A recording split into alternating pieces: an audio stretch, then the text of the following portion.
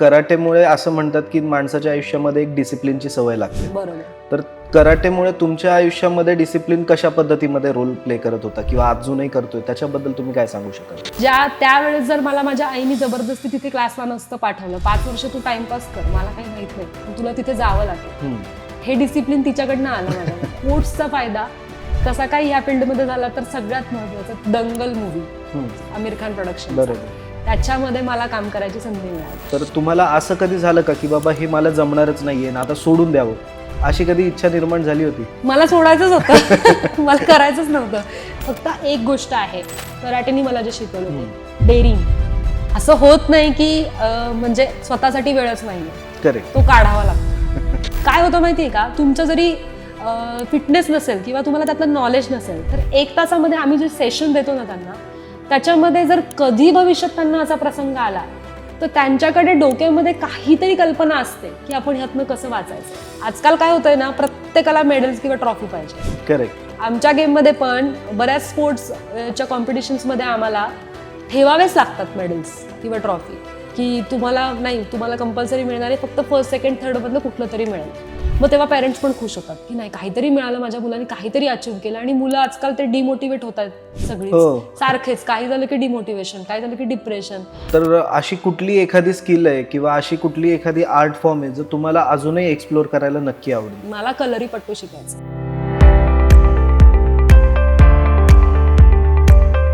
नमस्कार, इनविन्सिबल सोल्सच्या आजच्या एपिसोडमध्ये तुमच्या सगळ्यांचं मनापासून स्वागत. आज जर आपण बघितलं तर आज आपल्या शोवर एक अशा व्यक्तिमत्व येत आहे ज्यांनी डान्स, ॲक्टिंग, त्याचबरोबर मॉडेलिंग आणि सेल्फ डिफेन्स, ज्याला आपण कराटे, जुडो म्हणतो, त्या महिलांना प्रशिक्षण देतात. त्याचबरोबर शाळा, कॉलेजेसमध्ये देखील त्यांचे लेक्चर्स होतात. आज आपण आपल्या शोवर इन्व्हाइट करतोय नम्रता मुंदडा यांना. नम्रता, तुम्ही आमच्या शोवर आलात त्याबद्दल मी अजिंक्य भावे तुमचं मनापासून स्वागत करतो. सो नम्रता, मला तुम्हाला एक प्रश्न विचारायचा होता की आपण बघतो की तुमची जी करिअरची ग्रोथ आहे ती डान्स, त्याच्याचबरोबर कराटे आणि आता तुम्ही एक प्रशिक्षण सुद्धा देता. तर हा सगळा प्रवास तुमचा नेमका कसा सुरू झाला आणि ह्याच्याबद्दल तुम्ही काय सांगू शकाल? ॲक्च्युली मी 5व्या वर्षापासून कराटे शिकतेय. सो लहानपणी मला खूप लवकर कराटेमध्ये त्यांनी, म्हणजे मम्मी पप्पांनी हे केलं की तू जायलाच पाहिजे स्पोर्ट्समध्ये वगैरे. आणि डान्स मला आधीपासून आवडायचा. पण जेव्हा मी कराटेला जात होते ॲक्च्युली 5व्या वर्षी, त्यावेळेस मला त्याच्यात इंटरेस्ट अजिबात नव्हता. अजिबात म्हणजे अजिबात नाही. मी नेहमी नाटक करायचे, पोट दुखतंय, मला नाही जायचंय, माझं डोकं दुखतंय, असे सगळे प्रकार मी केले. आणि 5 वर्ष लागले मला येलो बेल्ट व्हायला, जे की 5 वर्षात आत्ताची मुलं ब्लॅक बेल्ट होत आहेत. आणि त्याच्यानंतर मग पुढे माझे मम्मी पप्पा असे फिक्स होते की आईचं माझ्या, की तुला जावंच लागेल, तुला तिथे बस, पोट दुखू दे, डोकं दुखू दे, काहीही होऊ दे, तुला तिथे जायचंय. जशी आपण स्कूलमध्ये जातो तसंच तुला तिथे जाऊन काय करायचं ते कर, पण तुला जायला लागणार. आणि मग त्याच्यानंतर तिथून माझी सुरुवात झाली की आपल्याकडे काही आता ऑप्शन नाहीये, आपल्याला हे करावंच लागणार आहे. आणि मग आम्ही तिथून सुरू केली जर्नी. मग त्याच्यानंतर मी आता 22 वर्ष झाले या फील्डमध्ये आहे. एकदाच मार खाल्ला 5 वर्षांनी, जेव्हा मी 5 वर्षाची होते, त्यामुळे ते नाटकं तर मी केलीच की पोट दुखतंय, डोकं दुखतंय. मग मार खाल्ला एका फाईटमध्ये. तेव्हा मला असं जाणवलं की मी नाही मार खाऊ शकत आहे, मला काहीतरी करायचंय आता. म्हणजे इथून पुढे मी मार नाही खाणार आहे, मला फाईट खेळावी लागेल.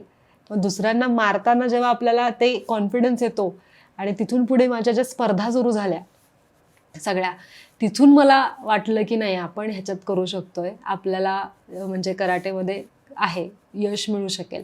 आणि मी आधी कराटे केलं, त्याच्यानंतर मी तायक्वोंदो केलं, तायक्वोंदो ब्लॅक बेल्ट झाले.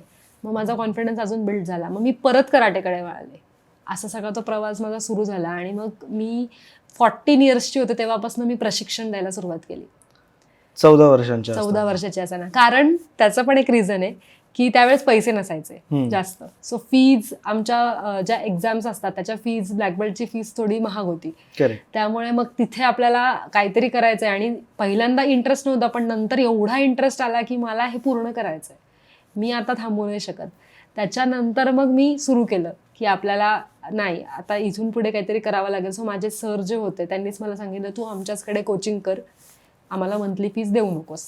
अशी करून माझी ती सुरुवात झाली. आणि तो माझा एक कॉन्फिडन्स बिल्ड झाला.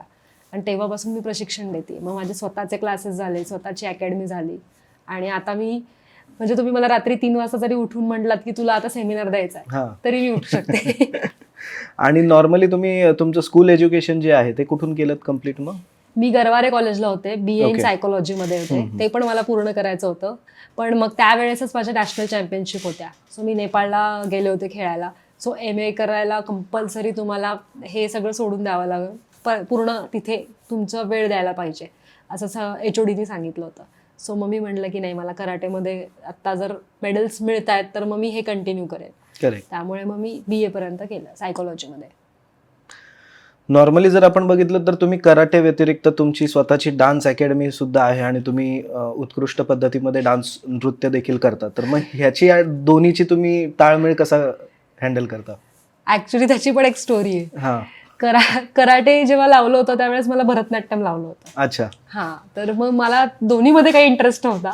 मला नुसतं खेळायचं होतं की बाज मला ह्याच्यात काही नाही करायचं. पण माझी आई म्हणजे एकदम जबरदस्त आहे, नाही तुला हे करावं लागेल. आणि मग त्यावेळेस मग भरतनाट्यम करता करता कराटे करणं फार अवघड जात होतं, कारण आपण काही म्हणलं तरी बॉडी लँग्वेजमध्ये खूप फरक पडतो की तुम्ही एक क्लासिकल डान्स करताय आणि इथे तुम्ही लगेच कराटे करताय. करेक्ट. सो मग माझा तो ताळमेळ बसत नव्हता. आणि तेच आधी की एवढी फीज भरायची, ह्याची पण त्याची पण, हे काही नव्हतं. सो मग मी माझ्या घरच्यांनीच ठरवलं की नाही, स्पोर्ट्समध्ये कंटिन्यू कर, तू काय भरतनाट्यमचं बंद करून टाकू आपण. सो मी म्हटलं की ठीक आहे. पण मग मी टीव्हीत बघून वेस्टर्न डान्स करत होते. अच्छा. सो ते मला खूप छान जमायचं की मी कॉपी करतेय, वेस्टर्न डान्स करतेय. त्यावेळेस यूट्यूब वगैरे एवढं काही नव्हतं, पण आपल्याला टीव्हीमध्ये जे काही गाणे लागतील त्याच्यावरती मी नाचायचे. आणि मी तिथून पुढे मग आपले गणपतीचे छोटे छोटे फेस्टिवल्स होते, त्याच्यामध्ये लगेच ग्रुप डान्स किंवा गणपतीला आपण डान्स करतो, सोलो परफॉर्मन्स असतात, तिथे मी जायला लागले. मग ते लोकांना एवढे आवडायला लागले. मग छोटी छोटी मुलं पण माझ्याकडे यायला लागले की दीदी तू आम्हाला शिकव, आम्हाला ट्रेन कर, आम्हाला गणपती तिकडे डान्स करायचा आहे, असं करायचं तसं करायचं आहे. असं करत करत करत मग माझी छोटीशी अकॅडमी एकदम मोठीच झाली. मग आता तुम्ही डान्स अकॅडमी म्हणजे फक्त डान्स अकॅडमी रन करता की तिथं तुम्ही कराटे आणि त्याचं पण नाही, प्रशिक्षण माझी देता? स्पोर्ट्स अकॅडमी वेगळी आणि डान्स अकॅडमी Okay, वेगळी. मी दोन्ही वेस्टर्न पुण्यातच डान्स, आहे? हो येस, वेस्टर्न डान्स शिकवते. आणि दुसरी गोष्ट, कराटेमध्ये मी self defence martial art training पूर्ण देते. त्याच्यामध्ये आपण फिजिकल फिटनेस सगळ्याच गोष्टी ओव्हरऑल मुलांना टुर्नामेंटसाठी, कॉम्पिटिशनसाठी रेडी करण्यापासून Okay. युनिव्हर्सिटीजला सेल्फ डिफेन्स ट्रेनिंग कंपल्सरी केलेत आता, ते सुद्धा मी अचीव्ह केलेत आणि ते मी देते actually. अच्छा. तिसरी बाजू जर तुम्ही जसं की मी बघितलं तर त्याच्यामध्ये तुम्ही ऍक्टिंग आणि मॉडेलिंग सुद्धा करता. त्याच्याबद्दल काय सांगाल? तेच सांगते, वेस्टर्न डान्स जेव्हा मी सुरू केला हा. त्यावेळेस मग मला एका नाटकाची ऑफर आली की तिथे तुम्हाला डान्सर म्हणून काम करायचंय. ओके. तर मग मी जेव्हा माझं पहिलं कमर्शियल नाटक होतं काही कळतंय का म्हणून, त्याच्यामध्ये मला डान्स करायचा होता आणि त्याच्या बरोबरीने थोडासा ऍक्ट होता. तर तसं पण लहानपणापासून म्हणजे माझ्या अंगात भरपूर किडे आहेत की मी हे पण करेल ते पण करेल, मला सगळं करायला आवडेल अभ्यास सोडून. सो मग त्याच्यामध्ये डान्स करता करता ऍक्टिंग शिकायला मिळाली की आपल्याला काय करायचं नाटका थ्रू. आणि त्या डान्सिकल ड्रामामध्येच ऍक्ट सुरू झाला. असं करून ते पहिलं नाटक, मग त्या नाटकामध्ये माझं काम आवडलं, मग दुसरं नाटक मिळत गेलं, मग मादी केलं, परत माधव वजन बरोबर हॅमलेट केलं. ओके. आणि बरीच प्रायोगिक नाटकं मग मी तिथून सुरू केली.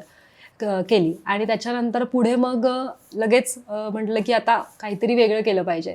सो मग लक्ष सिरियलचं मला बोलवणं आलं होतं कास्टिंगसाठी. मग तिथून माझी सुरुवात झाली सिरियल्स करण्याची. मग त्यावेळेस मी लक्ष, अस्मिता ह्या सगळ्या सिरियल्स, एपिसोडिक सिरियल स्टार्ट केले आधी. मग त्याच्यानंतर तिथून पुढे नकुशी म्हणून सिरियल होती स्टार प्रवाहाला, मग तिथे काम केलं. मग त्याच्यानंतर एक मूवी आला होता लव्ह यू जिंदगी सचिन पिळगावकरांबरोबर. करेक्ट. मग त्याच्यामध्ये मी काम केलं. मग सचिन सरांनीच मला लगेच त्यांच्या एका नवीन ह्याच्यामध्ये सिरियल होती जी की म्हणजे असंच होतं पॉडकास्ट टाईप, नंबर 1 यारी विथ स्वप्नील, कलर्स मराठीला.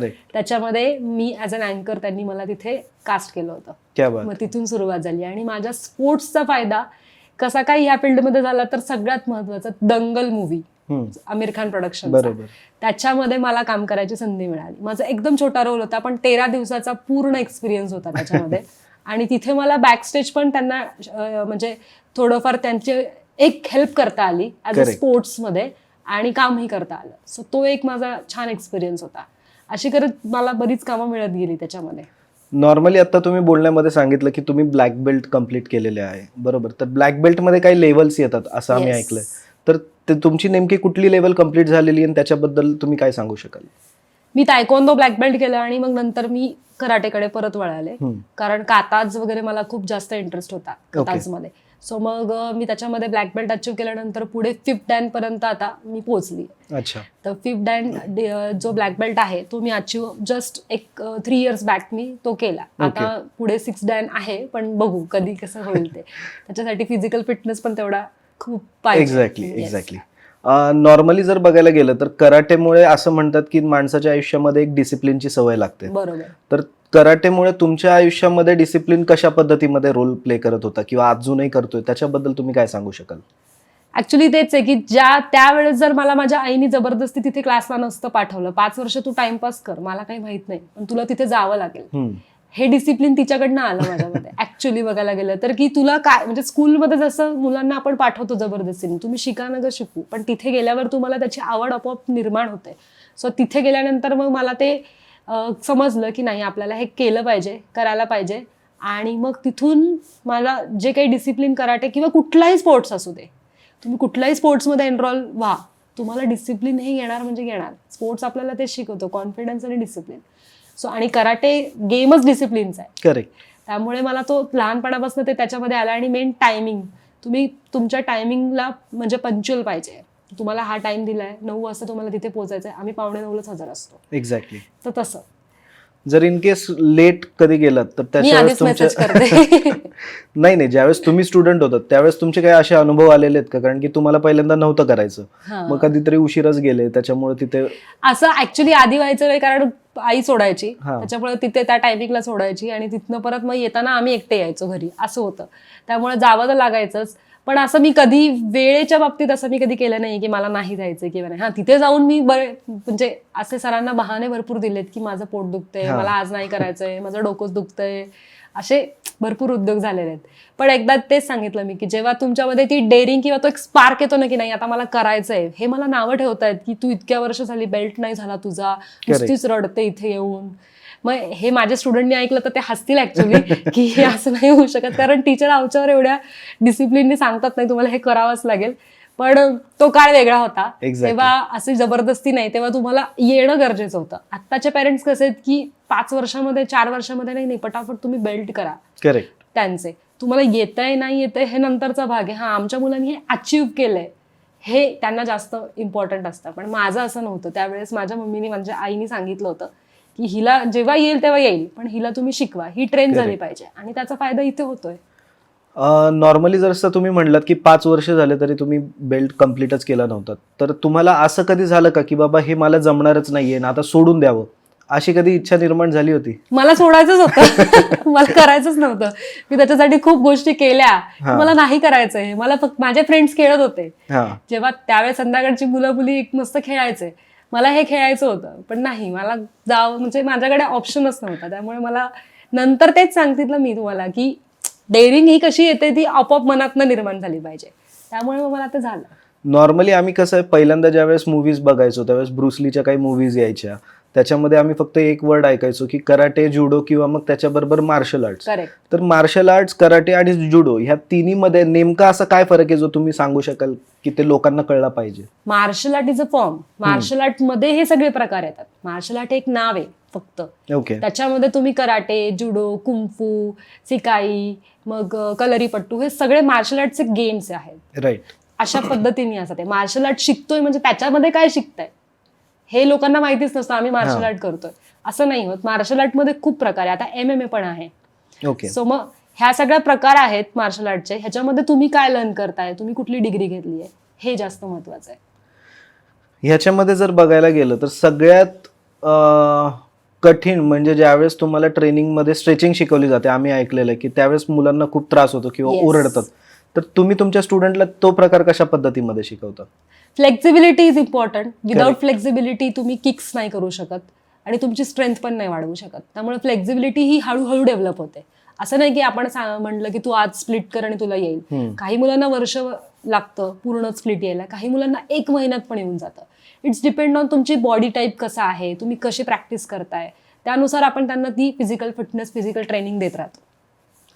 नॉर्मली जर आपण बघायला गेलं तर भारतीय महिला ह्यांना सॉफ्टनेस म्हणून ओळखलं जातं आणि ज्यावेळेस तुम्ही कराटे किंवा जुडो ह्याच्या संदर्भात बोलता तर त्याच्यामध्ये तुम्हाला एक टफनेस लागतो. तर ॲज अ महिला म्हणून तुम्ही हा टफनेस आणि सॉफ्टनेसचा पार्ट हा कशा पद्धतीमध्ये हँडल करता? ऍक्च्युली महिला या सॉफ्ट असतात, असं काही नाही की त्या टफ असतात, पण सिच्युएशन त्यांना टफ बनवते. ओके. प्रत्येक महिलेची अशी एक सिच्युएशन असते की जे त्यांना टफ बनवते. फक्त मार्शल आर्टच नाही, एक हाऊसवाईफ पण जेव्हा गरज असते त्यावेळेस टफ बनते. तिच्या आर्थिक काळात किंवा तिच्या कुठल्याही म्हणजे मुलांच्या बाबतीत तेव्हा ती टफ बनत राहते. सो असं नाहीये की कराटेमध्ये तुम्ही टफ. फक्त एक गोष्ट आहे, कराटेनी मला जे शिकवलं ते डेअरिंग. तुम्ही कुठेही कधीही केव्हाही डेअरिंग तुमच्यामध्ये जी असेल ती बोलू शकता, करू शकता. हां, सपोज मी हाऊसवाईफ असते किंवा मग नॉर्मल जरी असेल तर पण माझ्या मागे काही बॅकग्राऊंडच नाही, मी कधी काही कोणासमोर बोललेच नाहीये किंवा मी अचीव्ह केलेत 96%. मी खूप छान अभ्यास केलाय, पण माझ्यामध्ये इंटरव्ह्यू द्यायचा कॉन्फिडन्सच नाहीये. करेक्ट. तर मी त्याचं करू काय? आणि आज कित्येक जण आहेत की जे 98-96% तुम्ही म्हणजे मिळवताय, पण तुम्हाला जेव्हा इंटरव्ह्यू क्रॅक करायची वेळ येते ना त्यावेळेस तुमच्या तोंडातनं शब्दच फुटत नाही. तर हे खूप चालू आहे आता. पण मला तेच होतं, एका स्पोर्ट्समुळे काय येतं तुमच्यामध्ये एक कॉन्फिडन्स येतो, एक डेअरिंग येते. ती डेअरिंग मला शिकवली कराट्याने. तुम्ही आता जसं सांगितलं की तुम्ही दंगल मध्ये सुद्धा एक भूमिका केलेली आहे. सो इथून पुढे काही मूवीज वगैरे करायचा प्लॅन आहे किंवा ह्याच्या पुढे आता कशा पद्धतीमध्ये तुम्ही त्या क्षेत्राकडे बघताय? नाही, मला ऑफर्स येत आहेत, नाही असं नाही. ऍक्च्युली झालं काय, मी खूप पीक वरती होते त्यावेळेस 2017 आणि 2018 मध्ये. त्यामुळे कामं खूप मिळत होती, पण कोविडने सगळ्यांचंच लाईफ चेंज केलं. सो मग त्यावेळेस कोविड नंतर मला मग मुलगी पण झाली. सो मला 5 वर्षाची मुलगी आहे आता. सो माझी अकॅडमी खूप छान रन होतीये सध्या. परत मी ॲज अन इन्फ्लुएन्सर सुद्धा काम करतेय. ओके. हां, तर मी ट्रॅव्हल्सचे व्लॉग वगैरे पण बनवते. सो मग ते पण एक काम चालू आहे आणि ऑफर्स येत आहेत. पण मला असं होतं की म्हणजे 1-2 दिवसाच्या 3 दिवसाच्या रोलसाठी मला जाणं आता शक्य होत नाही. मला काहीतरी छान चांगली ऑपॉर्च्युनिटी मिळाली तर मी नक्कीच प्रयत्न करेन की मग पुढे त्या क्षेत्रात परत पाऊल ठेवण्याचं. कराटेनी असेल किंवा मॉडेलिंगनी असेल, ह्या सगळ्या गोष्टींमुळे तुम्हाला लाईफमध्ये एखादा असा कुठला लेसन मिळालाय जो तुम्ही आमच्या प्रेक्षकांना सांगू शकाल? मी तेच सांगतेय, लेसन म्हणण्यापेक्षा एक तुमच्यामध्ये जो कॉन्फिडन्स येतो ना. मी रात्री ट्रॅव्हलिंग करत होते म्हणजे जेव्हा कोविड ह्याच्यामध्ये शूट्सच्या वेळेस, तेव्हा आपल्याला पुण्याहून जे आर्टिस्ट जातात त्यांना खूप प्रॉब्लेम्स येतात तिथे की काय करायचं, म्हणजे कुठे राहायचं, कसं जायचं, म्हणजे आणि आपले कॉल्स म्हणजे कसे येतात शूट्समध्ये, रात्री 9 वाजता उद्या सकाळी तुम्ही अवेलेबल आहात का, तर तुम्ही शूटला या. नाही म्हणलं गेला रोल, तुम्हाला काम नाही. सो मग असं खूप वेळा झालंय की काम हातात येतंय पण आपल्याला जायचंय म्हणून नाहीये तिथे, किंवा कसं जाऊ ह्या याच्यानी बऱ्याच आर्टिस्टचं काम जातं. मग रात्रीचा प्रवास कसा करायचा. पण मी कुठेतरी सेल्फ डिफेन्स शिकलेली आहे किंवा माझ्यामध्ये तो कॉन्फिडन्स आहे की मी इथून रात्री 10 वाजता पण शिवनेरी पकडून 2 वाजता मीरा रोडला पोहोचलीये, म्हणजे दादरला पोहोचलीये. दादरहून लगेचच पुढे सायनला माझी मैत्रीण राहते, तिच्याकडे राहून पहाटे 5:30-6 वाजता 2-3 तास आराम करून सायनवरनं मी मीरा रोडला पोहोचले. अच्छा. हे जे स्ट्रेंथ, हा जो स्टॅमिना हा जो येतो ना, हा असाच नाहीये. तुम्हाला कुठेतरी तो बिल्ड करावा लागतो. तो स्टॅमिना माझ्यात, ती स्ट्रेंथ माझ्यात आपोआप आली, ती स्पोर्ट्समुळे आली. आणि त्याचा मला फायदा इकडे खूप झाला या ऍक्टिंग फील्डमध्ये. कारण इथे तुम्हाला रात्र बघावी लागत नाही, सकाळ दुपार संध्याकाळ काही चालत नाही. तुम्हाला तिथे काम करणं गरजेचं आहे, उभं राहणं गरजेचं आहे. तिथे तुमचा स्टॅमिना पाहिजे, तुमचा फिटनेस पाहिजे. आणि तुम्हाला कुणीही विचारणार नाही की 9 वाजता सोडू का तुम्हाला, 8 वाजता सोडू का तुम्हाला. तुम्हाला रात्री 11 पण वाजणार आहेत, 12 पण वाजणार आहे आणि तुला तुझं एकटीला जायचंय. कोणी तुमच्या मदतीला येणार नाहीये. सो ते एकटं जाणं येणं, स्वतःचा कॉन्फिडन्स किंवा तिथे जी स्ट्रेंथ लागते, ते सगळं ओव्हरऑल मला लहानपणापासून मी जे काही फिटनेस मध्ये आहे त्यामुळे आलेलं आहे. फिअरला तुम्ही कशा पद्धतीमध्ये हँडल करता किंवा आजकालच्या मुलींना तुम्ही काय संदेश द्याल? की कारण की काय होतं ना, आम्ही बघतो की ज्यावेळेस पण मुली घरातनं निघत असतात किंवा कुठं बाहेर पडत असतात त्यावेळेस बरेच जण त्यांना सांगतात की बाबा तू ह्या वेळेला जाऊ नको, असं करू नको, ह्या गोष्टीमध्ये पडू नको, आणि त्याच्यामुळे त्यांच्या हातून अपॉर्च्युनिटीज निघून जातात. सो त्यांना तुम्ही काय सांगू शकाल ह्या सगळ्यातून? मी तेच सांगेल की तुम्ही जरी ठीक आहे तुम्ही नाही शिकलात मार्शल आर्ट किंवा कुठल्याही स्पोर्ट्समध्ये नसाल, तुम्ही छान नुसते अभ्यास करणारे असाल, पण किमान तुम्ही रनिंग करा. ॲटलिस्ट 5 किलोमीटर 1 किलोमीटर जे काही सुरुवात तुम्ही कराल ॲटलिस्ट तिथून करा. तुम्ही स्वतःला फिट ठेवा. तुम्ही जेव्हा स्वतःला फिट ठेवाल त्यावेळेस तुमची स्ट्रेंथ आपोआप बिल्ड होईल. आणि त्यावेळेस जरी ठीक आहे आत्ताचा जमाना खूप वाईट आहे, म्हणजे मुलींना बाहेर पडताना बरीच गोष्टींचा बघावं लागतं किंवा म्हणजे विचार करावा लागतो, पण तुमच्याकडे ऑप्शन्स पण खूप आहेत. तुमच्याकडे आता ओला आहे, उबर आहे, तुमच्याकडे गॅजेट्स आहेत, मोबाईल आहेत, सिक्युरिटीज आहेत, भरपूर गोष्टी आहेत, त्याचा वापर तुम्ही करू शकता, माइंड शार्प ठेवू शकता.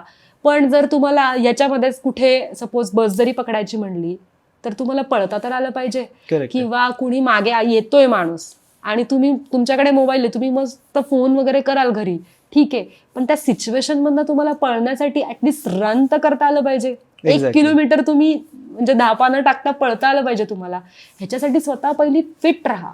Fitness is important. फिटनेस जर तुमचा असेल तर तुमचं माइंड छान असेल, मेडिटेशन छान होईल, माइंड शार्प होईल आणि तुम्ही त्या लेवलनी काम करू शकाल. नॉर्मली जर बघायला गेलं ना तर आता आम्ही बऱ्याचशा वर्किंग वुमन्सशी पण एकदा डिस्कशन करत होतो, त्यावेळेस आम्हाला काही अशा गोष्टी लक्षात आल्या की कामाचा लोड असतो किंवा त्याचबरोबर आपण बघितलं तर घरची जबाबदारी असते, ह्या सगळ्यांच्या मुळे कुठंतरी त्यांना स्वतःवर काम करता येत नाही किंवा फिटनेसकडे लक्ष देता येत नाही. तर अशा महिलांना तुम्ही काय संदेश देऊ शकता? असं होत नाही की म्हणजे स्वतःसाठी वेळच नाहीये, करेक्ट, तो काढावा लागतो. असं कधीच होत नाही. आता माझं शेड्यूल तर खूप टाईट आहे, म्हणजे माझे सकाळपासून संध्याकाळपर्यंत तर कंटिन्यू मी बिझी असते, पण मी काही करून अर्धा तास स्वतःला देते की नाही मला इथे करायचंच आहे काम. मग तिथे माझी मुलगी असेल किंवा माझे हस्बंड असेल त्यांना पण मी सांगते की अर्धा तास मला द्या, आणि तो तुम्ही काढलाच पाहिजे.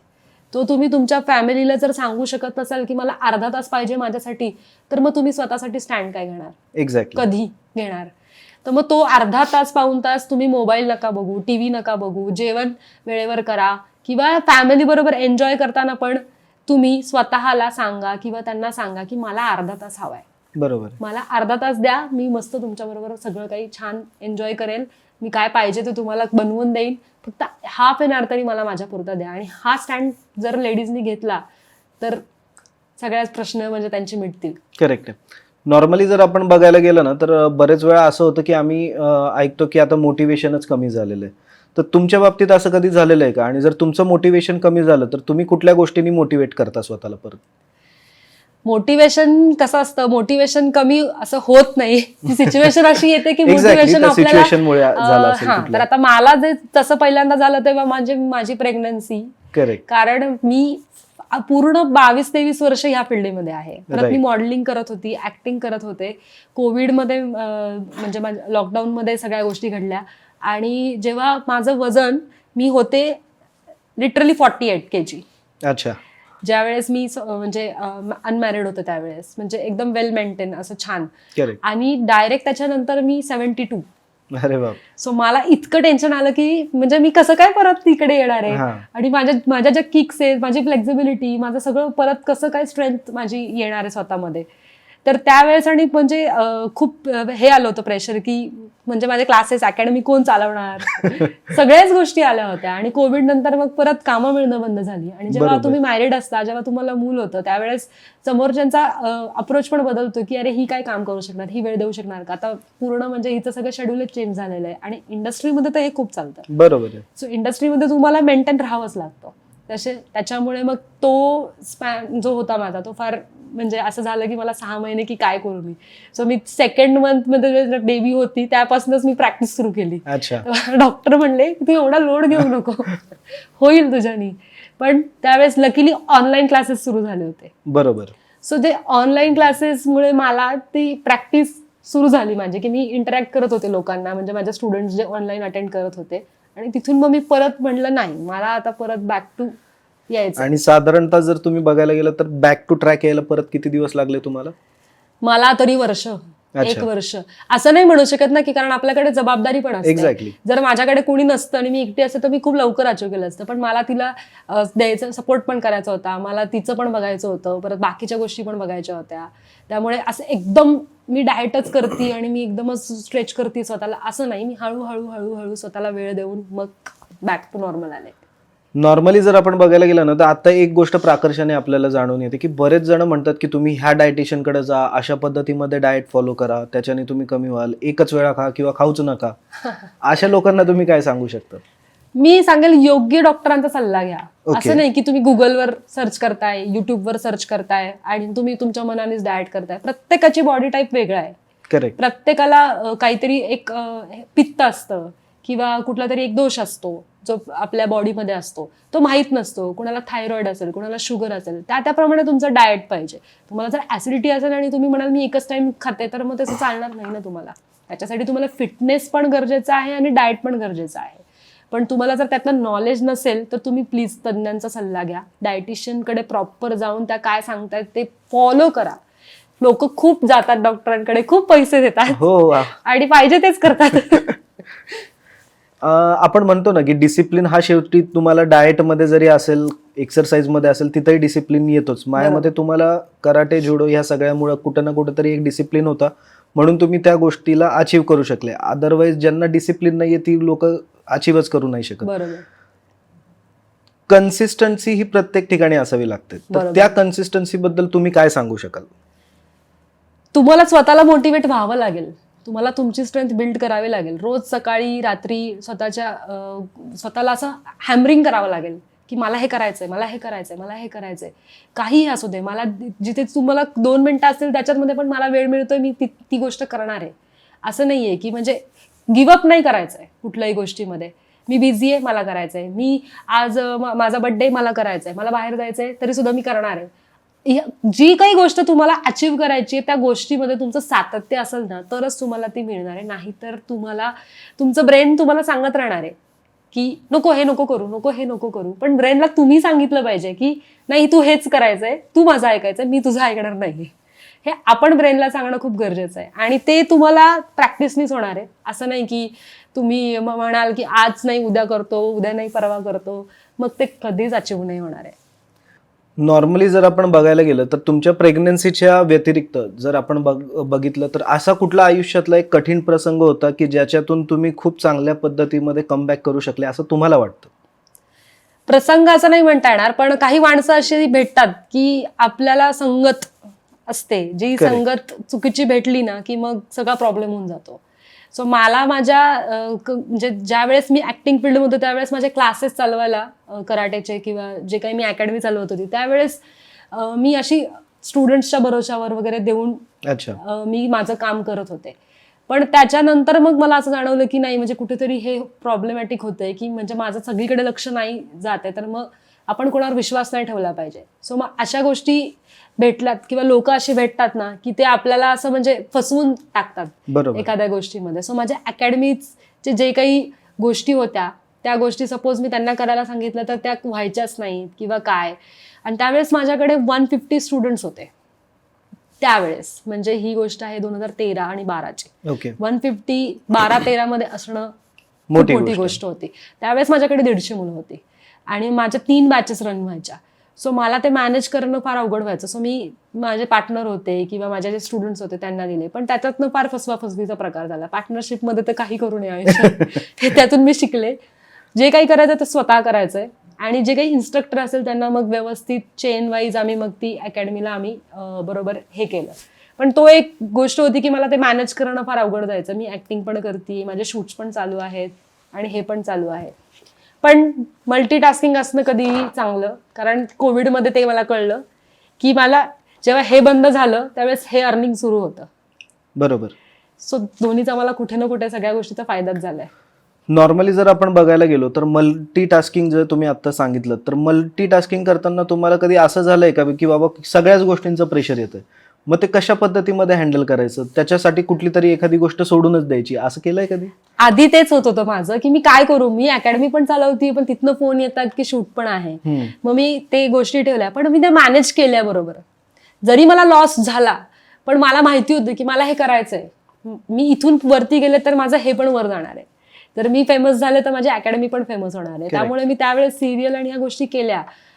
आणि जेव्हा तुम्ही मल्टीटास्किंग करता ना त्यावेळेस तुम्हाला टाइम मॅनेजमेंट खूप करावं लागतं, मान्य आहे. पण ज्यावेळेस तुम्ही ते अचीव्ह करता ना ती एक वेगळीच म्हणजे फिलिंग असते की तुम्ही म्हणजे हे पण सगळं मॅनेज करताय आणि त्याचा फायदा कुठे ना कुठे होतो असं नाही की तुम्ही आज हे करताय तर उद्या तुम्हाला ते बंद करावं लागेल. नाही, तुम्ही आज स्पोर्ट्समध्ये आहात. मला कोविडमध्ये माझ्या स्पोर्ट्स अकॅडमीचा खूप फायदा झाला. माझं अर्निंग सुरू होतं ऑनलाईन क्लासेसमुळे. एक्झॅक्टली. सो मला त्याचा फायदाच झालेला आहे. डान्स क्लास माझे ऑनलाईन आजही सुरू आहेत. कराटे क्लासेस माझे ऑनलाईन आजही सुरू आहेत. ऑफलाईन पण सुरू आहेत.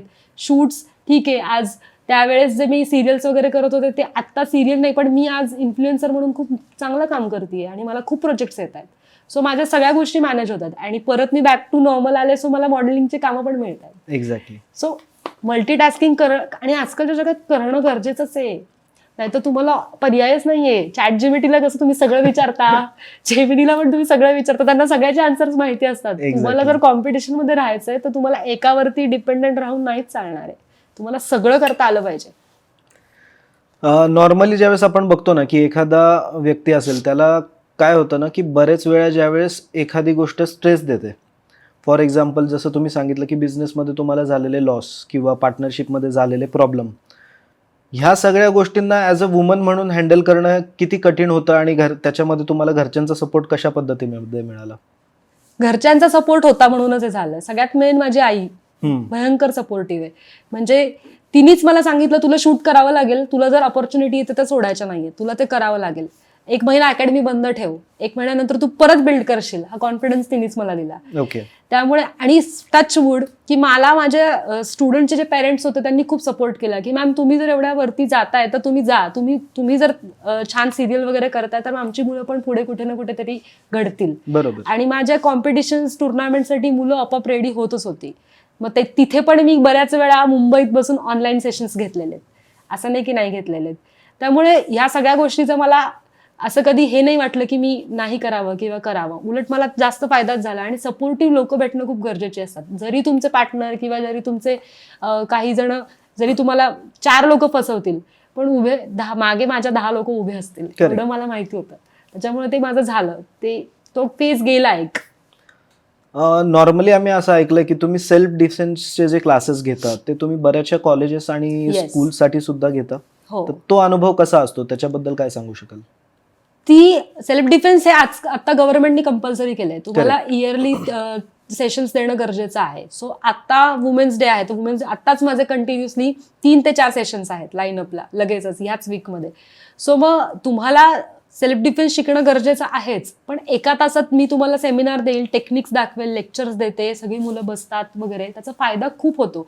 काय होतं माहितीये का, तुमचं जरी फिटनेस नसेल किंवा तुम्हाला त्यातलं नॉलेज नसेल तर 1 तासामध्ये आम्ही जे सेशन देतो ना त्यांना, त्याच्यामध्ये जर कधी भविष्यात त्यांना असा प्रसंग आला तर त्यांच्याकडे डोक्यामध्ये काहीतरी कल्पना असते की आपण ह्यातनं कसं वाचायचंय. मग किंवा एखादी व्यक्ती फिटनेसकडे अजिबातच बघत नसेल की मला नाहीच करायचंय, तर आम्ही असे सेशन्स देतो ना की त्यांचा फिटनेस ते थोडं तरी स्वतःवर लक्ष द्यायला लागतील. की नाही, मला मॅमनी सांगितलं होतं की आपल्याला थोडंसं करायचंय बाबा, 10 मिनिटं तरी वॉकिंग आपण करूयात, कारण आपल्याला कधी काय प्रसंग सांगता येत नाही. आत्ताच तुम्ही घटना बघताय, मुंबईत 60 मुली हरवल्यात. बरोबर. दिल्लीमध्ये 30 सिच्युएशन आहे, नाशिकमध्ये 30 सिच्युएशन आहे. सिच्युएशन काय येईल हे आपल्याला माहित नाहीये, पण तयार राहणं हे आपल्या हातात आहे. तर हे तुम्हाला बिल्ड करणं, तुम्हाला थोडासा कॉन्फिडन्स देणं किंवा तुम्हाला थोडं मोटिवेट करणं, त्यात प्रसंगातनं कसं सामोरं जायचं, किंवा नुसतेच तसे प्रसंग नाही, घरात पण किती प्रसंग असतात. एक्झॅक्टली. त्या प्रसंगाला तुम्ही कसं सामोरं जायचं ह्याचं एक ट्रेनिंग असतं, ह्याचं एक सेमिनार आम्ही त्यांना देत असतो. सेल्फ डिफेन्स करणं म्हणजे तुमच्याजवळ कुठलं तरी वेपन बाळगणं असंच होत नाही, तर तुम्ही कुठं ना कुठं तरी स्वतःही तेवढं इंटरनली स्ट्रॉंग असणं गरजेचं असतं.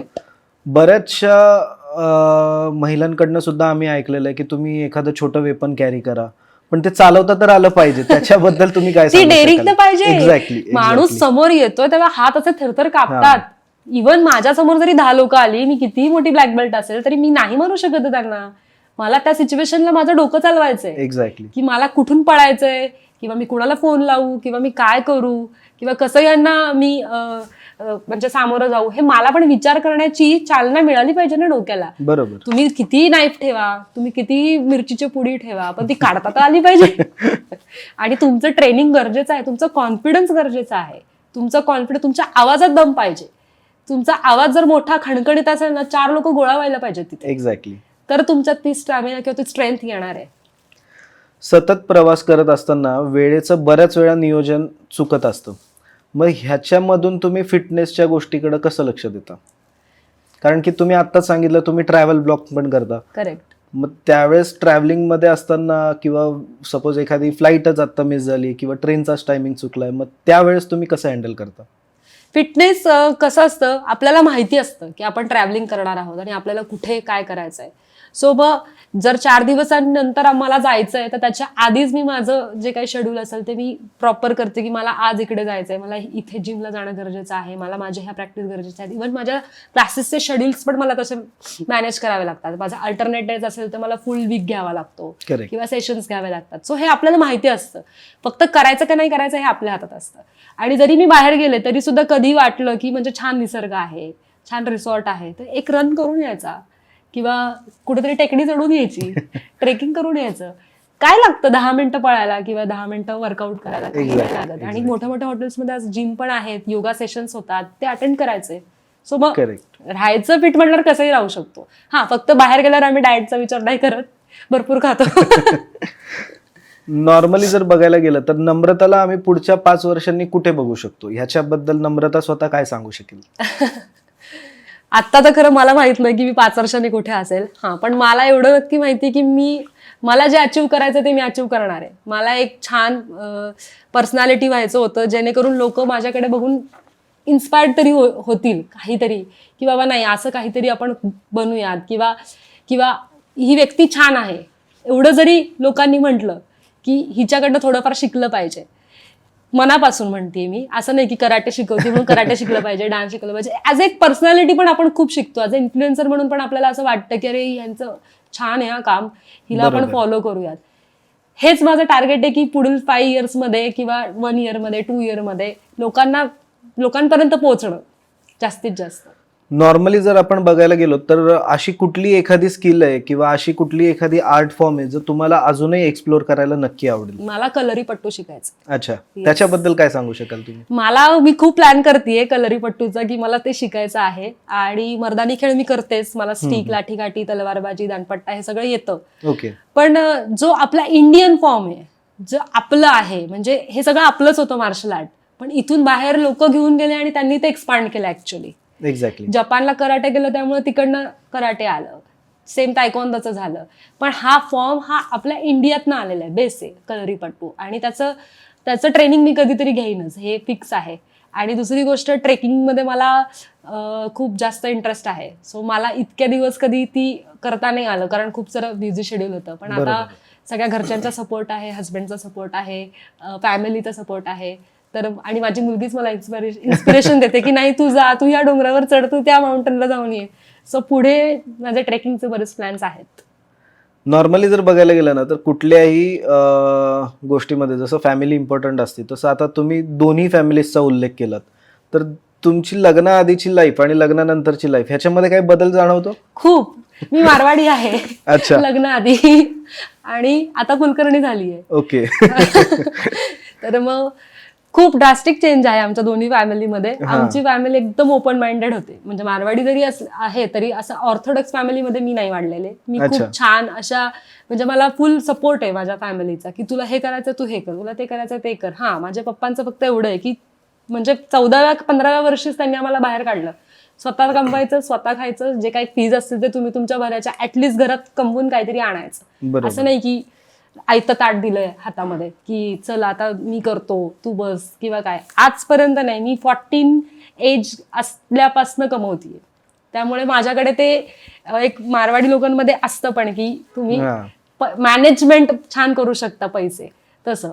आणि इकडे म्हणजे एकदम शांत, निवांत होईल, करू, छान, बघू असं. परत इकडे आमच्याकडे खूप असं एनर्जेटिक फॅमिली माझी, आणि इकडे एकदमच ना आवाज पण मोठा चालत नाही. अच्छा. खूप चेंजेस आहेत. पण स्वभाव सगळ्यांनी मॅनेज केलं, सगळे एकदम असं, कारण दोन्ही वेज फॅमिली आहे त्यामुळे त्या गोष्टी मॅनेज झाल्या आमच्या, बाकी असं काही नाही.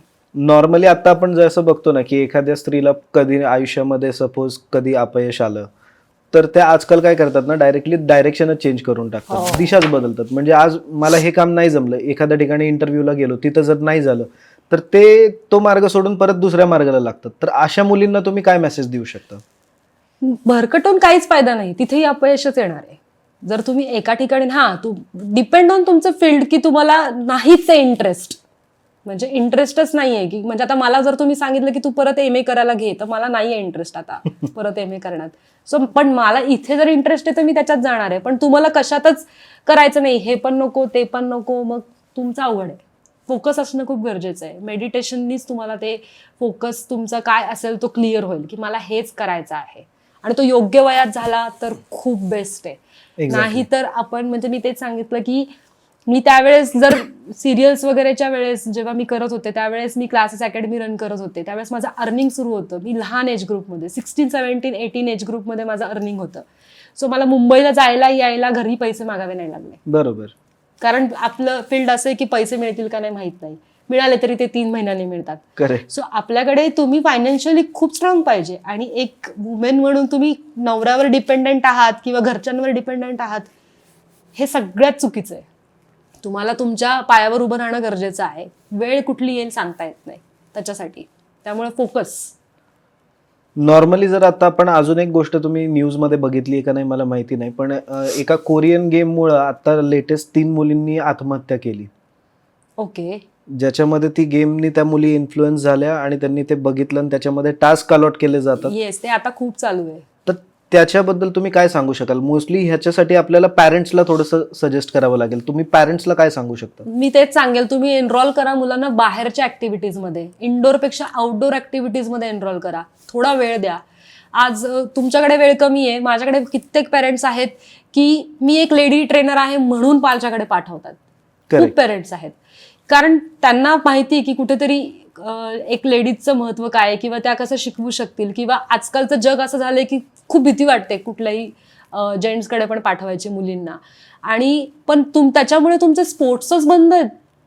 कित्येक जणांना तुम्ही म्हणजे बाहेर नको घराच्या पडायला, कारण काय कधी काय सिच्युएशन येईल सांगता येत नाही, कुठले सर कसे आहेत माहित नाही, म्हणून कित्येक जण घरातच बसतात आणि मोबाईल देतात की युट्यूबवर शिक. कराटे हा गेम युट्यूबवर नाही शिकू शकत, जिम्नॅस्टिक तुम्ही युट्यूबवर नाही शिकू शकत, कुठलाच स्पोर्ट्स तुम्ही युट्यूबवर नाही शिकू शकत, चेस पण नाही शिकू शकत, जरी तुम्ही किती तज्ज्ञ असलात तरी. तुम्हाला बाहेर पडल्यानंतर जेव्हा तुम्ही 50 मुलांमध्ये वावरता त्यावेळेस प्रत्येकाचा ऍटिट्यूड तुम्ही कॅच करता, तेव्हा तो कॉन्फिडन्स तुमच्यामध्ये बिल्ड होणार आहे.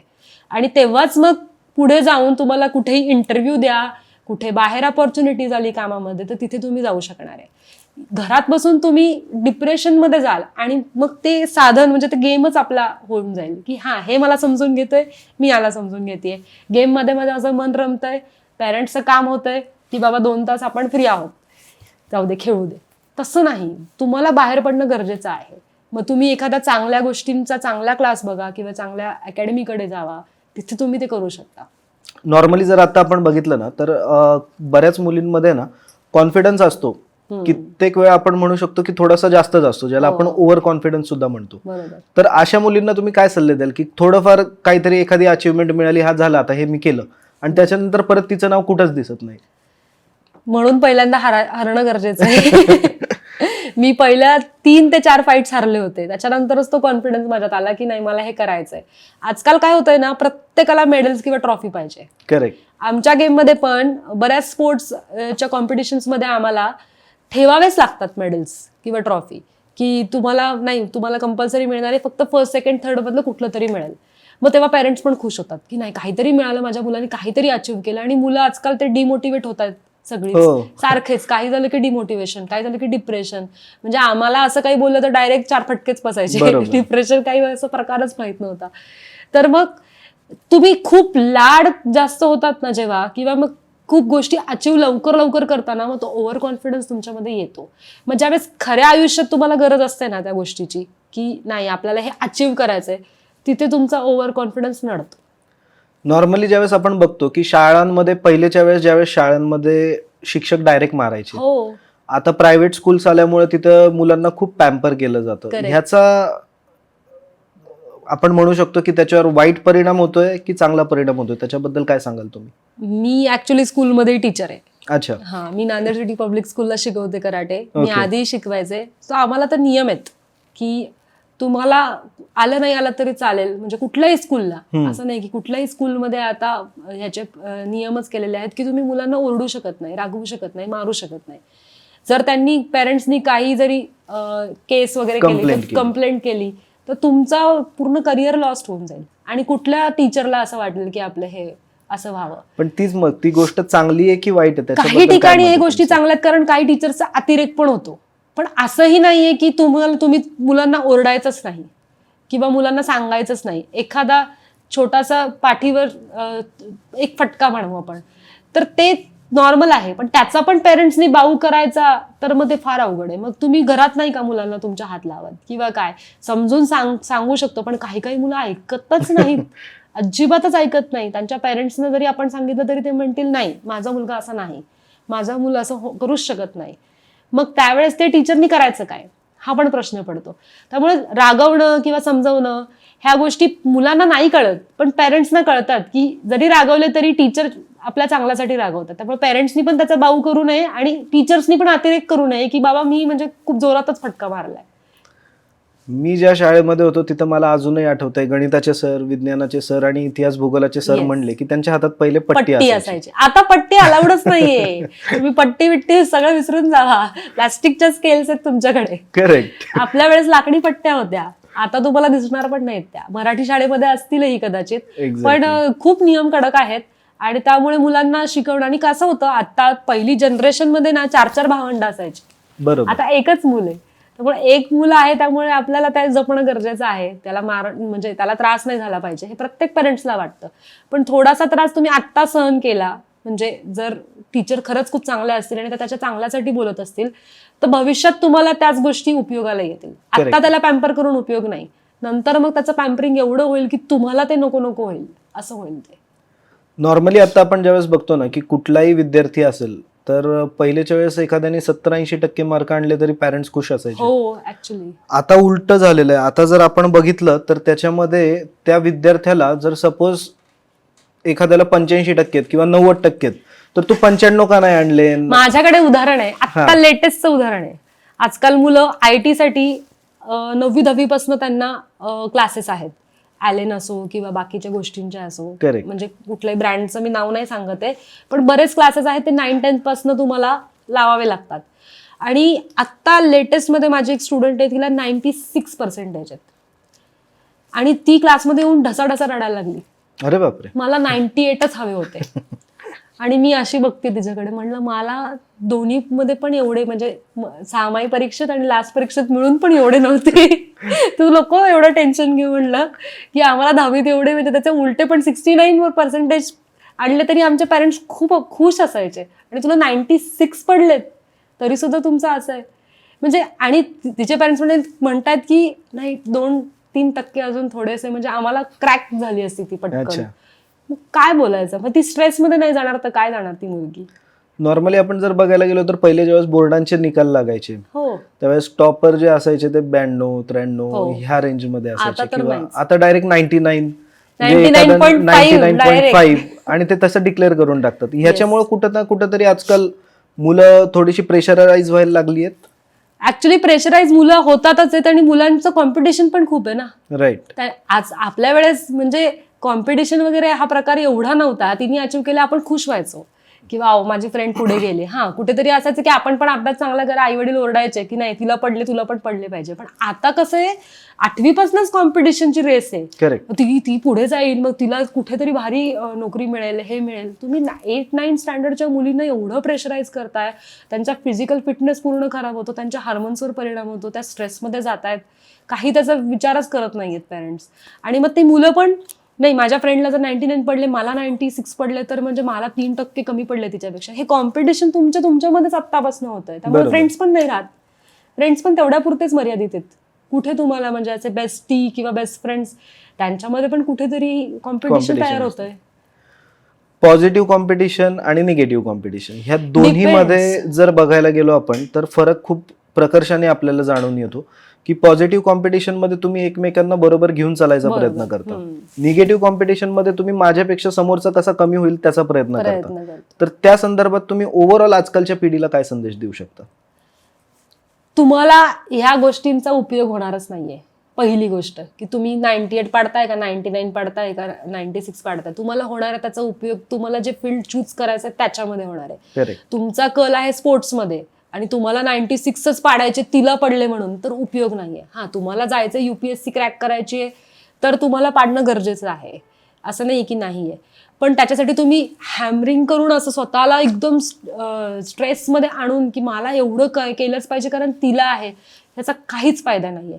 आणि त्याच्यामध्ये पण तुम्हाला 98 पडले तर तुम्हाला पुढचे इंटरव्ह्यूज क्रॅक करता आले पाहिजे. त्याच्यासाठी तुम्ही बाहेर 4 लोकांमध्ये फिरले पाहिजे, जगाचा अनुभव घेतला पाहिजे, समाजाचा अनुभव घेतला पाहिजे, एक्सपिरियन्स मॅटर केला पाहिजे. तुम्ही जर घरात बसून खूप अभ्यास करताय, 98 काय 100च्या वरती पण पाडाल तुम्ही आता, असं होईल ते. पण तुमच्यामध्ये जर तुम्हाला कोणी समोर विचारतंय की तुला काय करायचंय पुढे, तुम्हाला सांगता आलं नाही तर उपयोग काय. एक्झॅक्टली. मग तुमचं कॉन्फिडन्स तिथे लो आहे, तुम्हाला काहीच जमणार नाहीये. सो तुम्हाला आधी मार्केटमध्ये काय चाललंय त्याचा एक्सपिरियन्स जाऊन घेतला पाहिजे तिथे. जसं की तुम्ही आता सांगितलं की सेल्फ डिफेन्स हा आज खूप महत्वाचा आहे आणि आता युनिव्हर्सिटीने सुद्धा ते कंपल्सरी केलेलं आहे. तर सेल्फ डिफेन्स हे फक्त शाळेमध्ये किंवा कॉलेजेसमध्ये शिकवून किंवा एखादा क्लास अटेंड करून मुलींनी शिकता येतं का त्याच्यासाठी घरी वातावरण तसं हवं आणि त्याच्या संदर्भात तुम्ही काय सांगू शकाल? मी तेच सांगितलं, 1 तासाच्या सेमिनारमध्ये तुम्हाला फक्त आम्ही मोटिवेट करतो किंवा तुम्हाला एक आयडिया देतो की तुम्हाला या सिच्युएशनमध्ये कसं जायचंय. पण जर तुम्हाला तुमची पर्सनॅलिटी, तुमचा फिटनेस जर पाहिजे असेल किंवा तुम्हाला अशा सिच्युएशनवर काय होतं, सगळ्यात मेन गोष्ट की पुढे तुम्ही कुठे जाणार आहे तुम्हाला माहित नाही, तुम्हाला ऑफिस कुठे पाठवेल माहित नाही, तुमचं फील्ड तुम्ही जे चूज करताय ते त्याच्यातनं तुम्हाला कुठे जायचंय, करिअरच्या संधी कुठून कुठल्या कशा ऑपॉर्च्युनिटीज येतील किंवा कुठल्या घरात तुम्ही लग्न होऊन जाणार आहे हेही तुम्हाला माहित नाही. करेक्ट. त्याच्यासाठी तुम्ही स्वतः ॲज अ फिजिकली तुम्ही तयार असणं गरजेचं आहे. किंवा जरी ठीक आहे सेल्फ डिफेन्स, मार्शल आर्ट सगळ्या गोष्टी तुम्हाला यायला पाहिजेत, बेसिक नॉलेज तरी प्रत्येकाला असलंच पाहिजे, गरजेचंच आहे. पण सगळ्यात महत्त्वाचं, तुम्ही सकाळपासून संध्याकाळपर्यंत ज्या फील्डमध्ये जाणार आहे तिथे उभा राहायचा स्टॅमिना तुमच्यामध्ये असला, तो कशाने येणार आहे? फिटनेसनीच येणार आहे. तुम्ही आज CA असाल, तुम्ही आज डॉक्टर असाल, तुमच्यावर ते मेंटल प्रेशर हँडल होण्यासाठी काहीतरी तुम्हाला फिजिकली फिटनेस तुम्ही पाहिजे ना. साहजिक. तुम्हाला नाहीच जमणार मग ते, कारण बाहेर मेंटल प्रेशर खूप जास्त आहे, मीटिंग्स एवढ्या असतात, कॉल्स असतात, बऱ्याच गोष्टींचं प्रेशर असतं तुम्हाला, ते हँडलच नाही होणार तर मग काय होणार. आणि आत्ताच ग्रॅज्युएशनला मुलं आत्महत्या करतायत, हेच प्रेशर त्यांना हँडल होत नाहीये. उद्या भविष्यात काय तुम्ही प्रेशर हँडल करणार? मला तुम्हाला अजून एक गोष्ट विचारायला आवडेल की जे आत्ता तुम्ही सांगताय की जसं की सेल्फ डिफेन्स असेल किंवा कुठले कोर्सेस असतील, ह्या कुठल्या एज ग्रुपमध्ये मुलांनी किंवा मुलींनी शिकणं महत्वाचं आहे, त्याच्याबद्दल तुम्ही काय सांगाल? Good question. ॲक्च्युली 3 वर्षापासून आपण मुलांना ट्रेनिंग देतो. पहिल्यांदा त्यांची इम्युनिटी वाढवणं, स्टॅमिना, स्ट्रेंथ वाढवणं सगळ्यात महत्त्वाचं. आणि 2 टाईप आहेत. एक तर तुम्ही स्वतःसाठी शिकताय, सेल्फ डिफेन्ससाठी महिला किंवा मुली येत आहेत कॉलेज गोईंग वगैरे. आणि दुसरी गोष्ट, मुलांना कॉम्पिटिशन्स, टुर्नामेंट्स, मेडल्स किंवा ज्या काही अचिव्हमेंट्स आहेत, आता म्हणजे बऱ्याच गोष्टी तुम्ही बघताय की स्पोर्ट्सला खूप प्राधान्य आलेलं आहे, त्यामुळे स्पोर्ट्समध्ये खूप छान करिअर होऊ शकतं. या दृष्टीने पण मुलं येतात. मग ZPच्या मॅचेस असतात, त्यांच्या सकाळ करंडकच्या मॅचेस असतात, बऱ्याच कराटे इंडिया ऑर्गनायझेशनच्या मॅचेस असतात. त्या मॅचेससाठी आम्ही मुलांना रेडी करतो. मग तुम्हाला जर स्पोर्ट्समध्ये यायचं आहे आणि तुम्हाला जर त्याच्यात करिअर करायचं असेल तर तुम्हाला लहानपणापासून क्लास जॉईन करणं गरजेचं आहे. पण तुम्हाला फक्त स्वतःसाठी शिकायचं आहे, सेल्फ डिफेन्स किंवा मार्शल आर्ट, मी कुठल्याही सिच्युएशनमधनं कसं बाहेर पडायचं, तर तुम्ही कधीही एनी टाईम येऊन एक 6 महिन्याचा सेल्फ डिफेन्स कोर्स करू शकता. आजकालच्या पॅरेंट्सला तुम्ही काय सांगाल की बऱ्याच पॅरेंट्सला एक डाऊट असतो की आता जर मला माझ्या मुलाला किंवा मुलीला कराटे जुडोचा क्लास लावायचा असेल तर नक्की असं वय कुठलं की ज्या वयापासून टाकू शकतो? कारण की बऱ्याच पॅरेंट्सची 3-4 वर्षापासून पण इच्छा असते. तुम्हाला कुठलाही स्पोर्ट्स तुम्हाला खूप लवकर लावणं गरजेचं आहे, कारण आत्ताची पिढी जी, आत्ताची मुलं ही खूप हुशार आहेत, त्यांची ग्रास्पिंग कपॅसिटी खूप जास्त आहे आणि खूप ॲक्टिव्ह आहेत. त्यामुळे मुलांची एनर्जी वायानं म्हणजे तुमची घरात बसून काहीतरी मोबाईल बघण्यामध्ये जाण्यापेक्षा तुम्ही कुठलाही स्पोर्ट्स जॉईन करा, एनी स्पोर्ट्स. माझ्याकडे कराटेमध्ये मुलं 3 वर्षापासून येतात आणि त्याच्यानंतर तुम्ही तुमची एनर्जी तिथे बिल्ड करू शकता. तुम्ही तिथे व्यवस्थित तो त्यांना फक्त बेल्टची अपेक्षा लगेच नाही करता, तुम्हाला 1-1.5 वर्ष त्यांना फक्त ट्रेनिंग द्यावं लागेल, त्यांची इम्युनिटी वाढवावी लागेल, त्यांचा डाएट छान करावा लागेल, मुलं आपोआप छान ट्रेन होऊ शकतात. आपण जर बघितलं तर नॉर्मली 1947ला आपण म्हणतो की आपला देश हा स्वातंत्र्य झाला. तर तुम्हाला खरंच आजची भारतातली स्त्री ही स्वतंत्र आहे असं वाटतं का? आणि जर नसेल वाटत तर त्याचं काय कारण आहे? नाही, स्वतंत्र तर आहेत स्त्रिया, काही त्याच्यामध्ये हे नाहीये. बऱ्याच गावांमध्ये वगैरे अजून सिच्युएशन आहेत तशा, पण आता स्वतंत्र तर आहे असं म्हणू शकतो, पण जबाबदारीतनं मुक्त पण झालेले नाहीयेत. एक्झॅक्टली. तर त्या जबाबदारी तेवढ्याच हँडल करतात, उलट डबल जबाबदारी हँडल करतायत. म्हणजे त्या आता ऑफिसही करतायत, कामही करतायत, घरचंही बघतायत. उलट त्यांच्यावर आणि त्या आनंदाने करतायत. म्हणजे पुरुषाला तरी स्त्रियांवर डिपेंडेंट राहावं लागतं, पण स्त्रिया आता अशा एवढ्या सक्षम झाल्यात की मी करणार आहे, माझं ऑफिस करणार आहे, मला माझं काम पण प्रिय आहे, मला माझ्या घरचं पण काम प्रिय आहे, आणि मला माझी माणसंही प्रिय आहेत, आणि मी ऑफिसचीही कामं करणार आहे. सो त्या एकंदरीत आत्ताची स्त्री ही सगळं काही करू शकते, असं नाही की नाही करू शकत. आधीही करायच्या, पण आधी त्यांना तेवढी मोकळीक नव्हती, तेवढं स्वातंत्र्य नव्हतं, पण आता आहे. आणि काही ठिकाणी आहेत अशा गोष्टी अजून घडतायत, पण स्त्रिया स्वतःला बदलतायत, किंवा सोशल मीडियामुळे पण खूप गोष्टींमध्ये फरक जाणवतोय, की प्रमाण बदलतंय. आता सगळ्यांचे विचारसरणीत बदल सुरू आहे. सोशल मीडियाचं जसं तुम्ही आत्ता म्हणलात की सोशल मीडियामध्ये बऱ्याचशा गोष्टी लोकांना कळतात, पण अशा स्त्रिया ज्यांना आपण म्हणू शकतो की त्यांच्या घरी फोन अलाउडच नाहीयेत किंवा इंटरनेट तिथं अवेलेबलच नाहीयेत, अशा लोकांपर्यंत पोहोचण्यासाठी गव्हर्नमेंटनी काय केलं पाहिजे आणि त्याच्यासाठी तुम्ही काय सांगू शकाल? ऍक्च्युली असे आता खूप कमी प्लेसेस आहेत जिथे फोन अलाउड नाहीयेत किंवा इंटरनेट नाहीये आजकाल. म्हणजे आपलं सरकार ज्या पद्धतीने काम करतं तिथे सगळीकडे इंटरनेट तुम्हाला आहे, गावागावांमध्ये पण इंटरनेट. मी जे नॉर्थ ईस्टला गेलेले तवांगला, तिकडे कोपऱ्यामध्ये सुद्धा, म्हणजे इंडिया चायना बॉर्डर जी आहे आपली बुमला पासला, तिथे सुद्धा नेटवर्क होतं. करेक्ट. सो मग तुम्हाला त्याचा प्रश्न नाही येते सध्या. उलट मुलं शिकतायत गावाकडची इंटरनेटवरनं, युट्यूबवरनं. आजकाल त्याचा युटिलायझेशन खरं तर शहरापेक्षा गावामध्ये जास्त होतोय. ई लर्निंग ज्याला आपण म्हणतो. हा, म्हणजे तिथे तुम्ही बऱ्याच गोष्टी अचीव्ह करताय. तुम्हाला कसं मशिनरीज वापरायच्या आहेत, कसं स्वतःचा बिझनेस डेव्हलप करायचा आहे. तुमच्यासारख्या पॉडकास्ट मधून खूप लोक शिकतायत की पॉडकास्टमधनं काय घ्यायचंय, काय नाही घ्यायचंय. उलट तिथली लोक जास्त शिकतात आणि शहरातले लोक पण शिकतायत, पण रील्स आणि शॉर्ट्सचं प्रमाण खूप जास्त आहे. सो ते स्क्रोलिंग खूप होतं.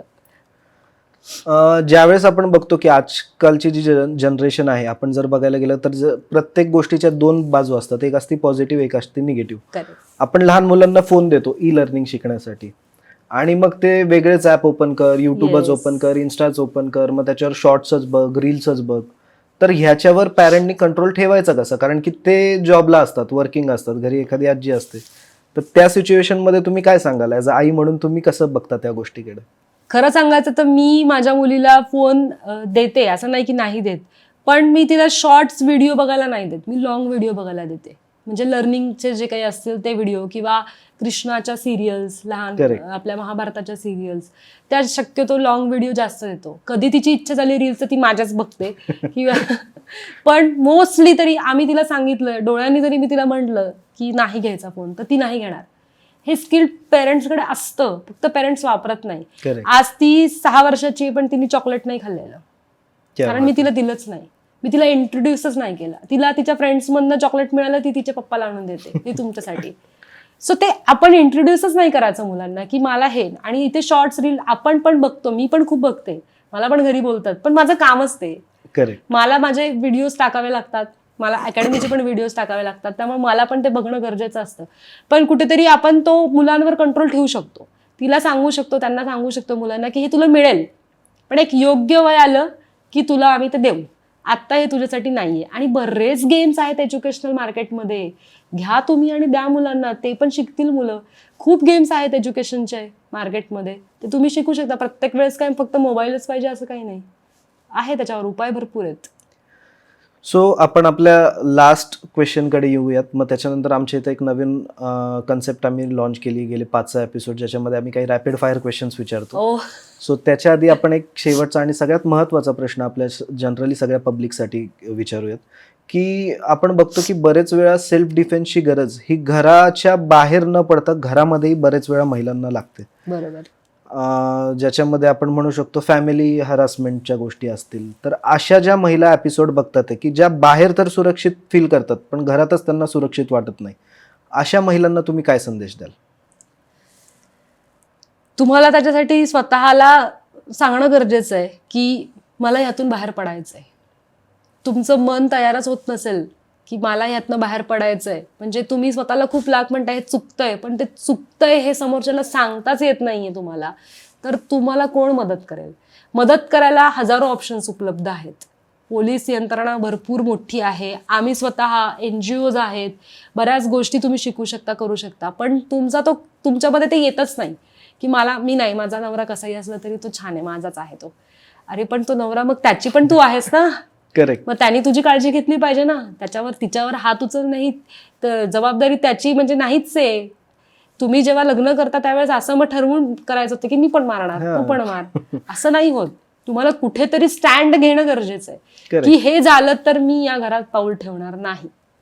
त्याच्यासाठी तुमचे पेरेंट्स सपोर्टिव्ह असतील नसतील, पण तुम्ही ऍटलिस्ट पोलिसांची मदत घेऊ शकता, तुम्ही NGOजची मदत घेऊ शकता, किंवा तुम्ही स्वतः ठामपणे सांगा तुमच्या फॅमिलीला, जी काही तुम्हाला हॅरॅस करतात, की मला हे चालणार नाही. एक्झॅक्टली. त्याच्यासाठी सगळ्यात महत्वाचं, महिला हे सहन का करतात? कारण त्या डिपेंडेंट असतात. एक्झॅक्टली. त्या डिपेंड आहेत त्यांच्या नवऱ्यांवरती. सो मग तुम्ही स्वतः जेव्हा कमवायला लागाल, स्वतःची कला वापराल, स्वतः जेव्हा शिकाल, त्यावेळेस तुम्हाला त्यांची गरज म्हणजे लागणार नाही. आज कित्येक भारी म्हणजे कंपनीत काम करणाऱ्या महिलांना पण हा त्रास सहन करावा लागतो, नाही असं नाही. पण शेवटी त्या कुठेतरी सक्षम आहेत, त्यांच्याकडे बॅकिंग आहे, सपोर्ट आहे. पण ज्यांच्याकडे काहीच नाही, त्यांनी ऍटलिस्ट स्वतः कमवा, स्वतः शिका. तर तुम्हीच तुमच्या मुलांसमोर इन्स्पिरेशन नाही बनला तर मग उपयोग काय? तुमची मुलंही उद्या मार खातील. करेक्ट आहे. त्यामुळे स्वतःसाठी स्टँड घ्या. आज माझ्या आईने जे कष्ट केलेत, माझ्या आईने जे मला 5 वर्ष तिथे पाठवलंय, बसवलंय, नाही तुला हे शिकावं लागेल, त्यामुळे आज मी हजारो मुलींना ॲट अ टाइम ट्रेनिंग देऊ शकते. करेक्ट. कारण तो कॉन्फिडन्स मला कुठून तरी घरून पण आलेला आहे. सो तुम्ही तो कॉन्फिडन्स स्वतःमध्ये बिल्ड करणं खूप गरजेचं आहे. आणि तो कॉन्फिडन्स बिल्ड आपोआप नाही होत, तुम्हाला तो करावा लागतो. तुम्हाला त्याच्यासाठी स्टँड घ्यावा लागेल.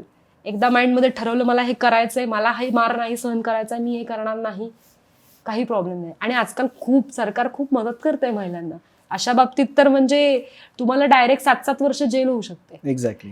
मग आता मेन गोष्ट हेच आहे की अशा सिच्युएशन्स बाहेर जेव्हा रेप केसच्या येतात, तिथेच आपल्या सरकार का एवढं म्हणजे मला कळत नाहीये की डायरेक्ट फाशीची शिक्षा का देत नाहीयेत.